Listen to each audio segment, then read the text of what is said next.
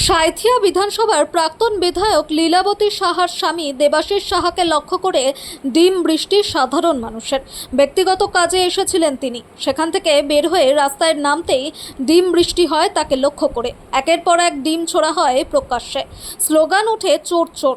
ফের তিনি কোনো ক্রমে ডিমের আক্রমণ থেকে বাঁচতে ঢুকে পড়েন সাঁইথিয়া পৌরসভার ভেতর। এটা জনরস। ডিম সংস্কৃতি ভারতীয় জনতা পার্টির নয়, তো স্বাভাবিকভাবে এর সাথে ভারতীয় জনতা পার্টির কোনোরূপ কোনো সংযোগ নেই। যেভাবে দুর্নীতি, আবাস যোজনায় দুর্নীতি, চাকরি চুরির দুর্নীতি, মিউনিসিপ্যালিটির টেন্ডার দুর্নীতি, যেভাবে এনারা দুর্নীতি করে এসেছেন, তো স্বাভাবিকভাবেই মানুষ জেগেছে, ভয় আউট, ভরসা ইন হয়েছে। স্বাভাবিকভাবেই এগুলো জনরসের প্রভাব।